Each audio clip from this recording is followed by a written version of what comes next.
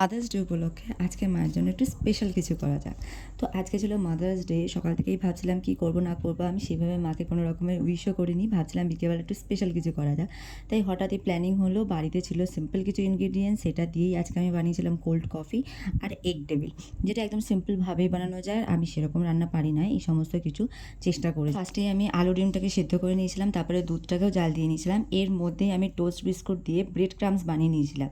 তারপর তেলের মধ্যে পেঁয়াজ, একটু লঙ্কা আর সমস্ত শুকনো মশলা যেরকম ধনে গুঁড়ো, গোলমরিচের গুঁড়ো, নুন, হলুদ, এই সমস্ত দিয়ে পেঁয়াজটাকে ভালো করে ভেজে নিয়ে সেদ্ধ করা আলুটাকে ম্যাশ করে এর মধ্যে দিয়ে ভালো করে ভেজে নিয়েছিলাম। আর এরই মাঝে আমি ডিমগুলোকে ঠিক এরকম ছোটো ছোটো করে পিস করে কেটে নিয়েছিলাম। এরপর ঠান্ডা হয়ে গেলে আলুটাকে হাতের সাহায্যে এরকম একটা শেপ দিয়ে নিতে হবে। এরপর ডিমের ওপর এটাকে ভালো করে স্প্রেড করে দিতে হবে। আর এর মাঝখানেও আমি একটা স্লেরি বানিয়ে নিয়েছিলাম, যেটা ছিল কর্নফ্লাওয়ার আর ময়দা দিয়ে। এর মধ্যে একটু নুন লঙ্কার গুঁড়োও দেওয়া যায়, কিন্তু আমি সেরকমভাবে কোনো কিছু ইউজ করিনি, শুধুমাত্র আমি এটাতে কর্নফ্লাওয়ার আর ময়দাই রেখেছিলাম। ভালো করে সমস্ত এগ টেবিলগুলোকে বানিয়ে নেওয়ার পর এরপর আমি এগুলোকে কোটিং করব। সবার ফার্স্টেই কর্নফ্লাওয়ারের স্লারিটার মধ্যে আমি এটাকে দেবো, তারপরে ব্রেড ক্রাম্বসের মধ্যে একবার করে ঘুরিয়ে নেব, দেন আবার আমি কর্নফ্লাওয়ারের স্লারির মধ্যে দিয়ে আবার করে করবো। এবার এটাকে ডবল কোটিং করলে এটাকে ক্রিসপিনেসটা অনেকটাই ভালো আসে।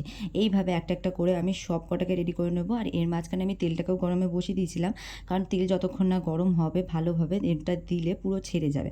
তারপর লো আছে এটাকে দিয়ে ভালো করে ব্রাউন করে ভেজে নিলেই রেডি হয়ে যাবে আমাদের এগ ডেভিল। আর এর সাথে আমি গোল্ড কফি বানিয়েছিলাম, সেটা আমি তোমাদেরকে পরে একটা কোনো ব্লগে দেখিয়ে দেবো। আর দেখো টেস্ট এটা সত্যি ভালো ছিল, মা এটাতে খুব ভালো রিভিউ দিয়েছিল। ফার্স্ট টাইম মাকে আমি বানিয়ে দিয়েছিলাম কোল্ড কফি, যেটা মায়ের খুবই ভালো লেগেছিলো। আর সন্ধ্যেবেলা এটা করে দিয়ে আমার মনটা অনেক খুশি হয়েছে।